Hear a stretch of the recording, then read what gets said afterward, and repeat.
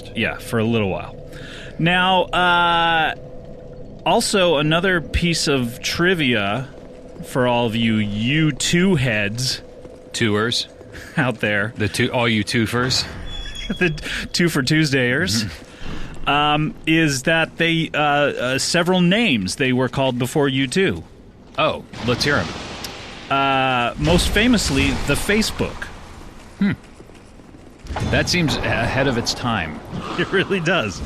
But they settled on U2 because the Facebook wasn't referencing anything yet, and U2 was a reference Right. to like a type of plane or something. No one would have known what they're talking about. Yeah, exactly. But now every time you hear U2, you think of the plane, Yes. the U2 bomber, is it? And then when you listen to the podcast, you're like, oh yeah, and the band as well. Yes, exactly. Okay, so let's talk about U2 here. We have their. Let's get into it. What do you say? Okay, yeah, let's do it. You ready to go? Sure. All right. So they started. So my whole thing is, it's not that I don't know much about the early period. It's just this period of the first. I love War, so I would just say Boy and October are the two albums of theirs that I give a shit about the least. Out of everything they've done. Yes. Okay. Do we want to talk about how we got into U2 first Sure, of all? yeah. Just to get some background. Now, Adam, I know very little about you. You're an actor. You put on a lot of costumes and a lot of faces. Makeup. You hide behind that. Masks. Yes. Yep. So I don't know a lot about your background. Where did you, grow up? Well, Scott, I grew up... This is Adam Scott. Oh, yeah, Scott. This is Scott.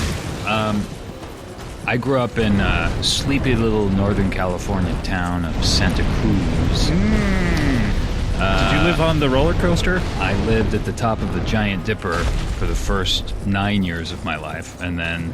At the bottom for the rest of it? Well, and then Lost Boys came and filmed there. Yeah. So for the second 9 years of my life, I lived in Jason Patrick's butthole. It's a tight squeeze in there. It's a tight squeeze, You but know? he's an incredible actor. And that's what we're talking about. That's what this is all Hopefully, by the way, Bono is listening to this and very proud of his legacy.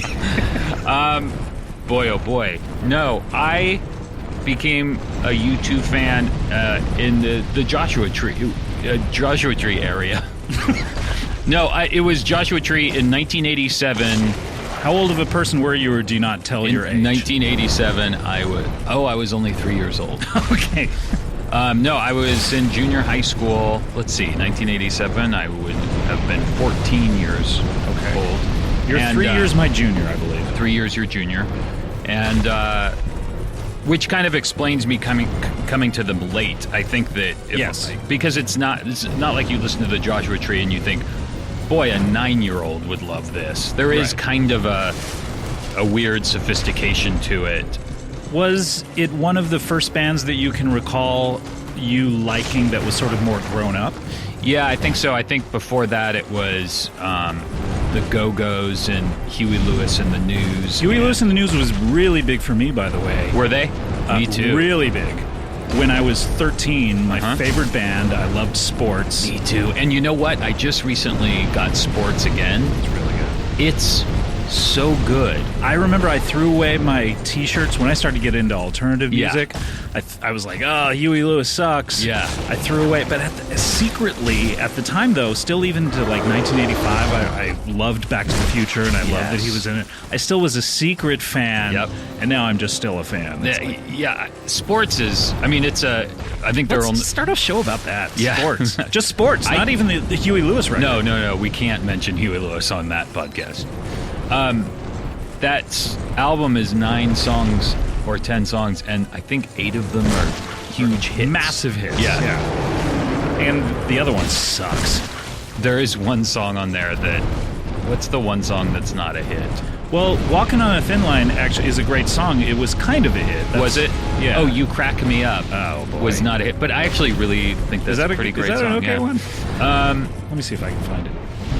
Anyway, Anyway, yeah, Joshua Tree.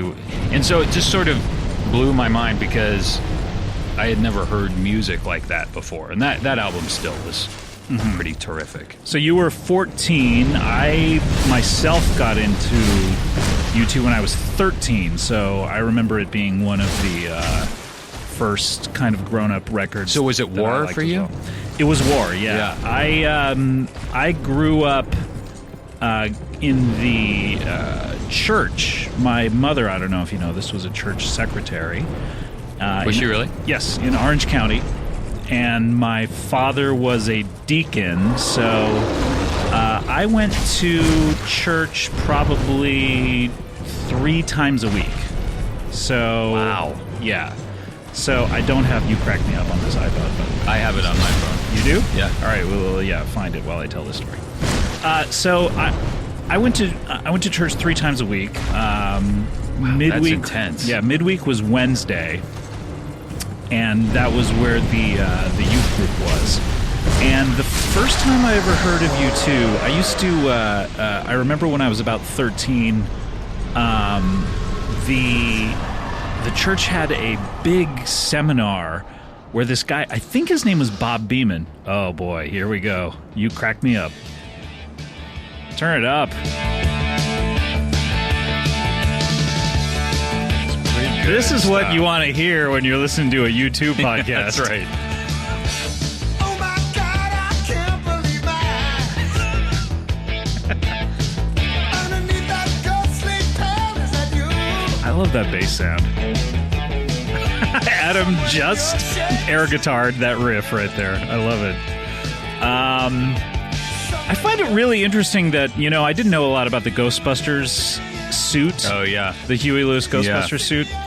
And I always was like, yeah, they're sort of similar, Yeah. but what it is that they copied the whole production style as well. Is that what it is? Yeah, like Huey Lewis basically and the News, they created this kind of like way that records sounded that was unique to that band, and then he said within a year every record copied that Right. production style, so everything on the radio sounded like him.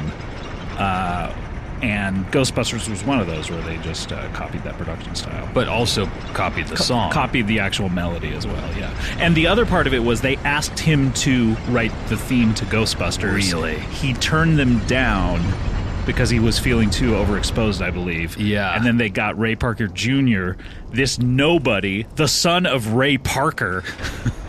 He's the junior of Ray Parker. I mean, he's not a nobody. to copy his song, and he did not like that.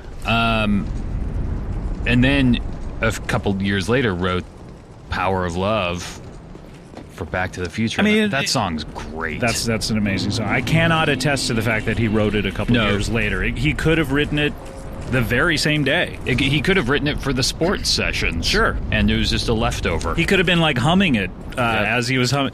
You're like, the heart of rock and roll is still beating. Oh, I got this other song, The Power of Love. Fuck that. Throw that one away.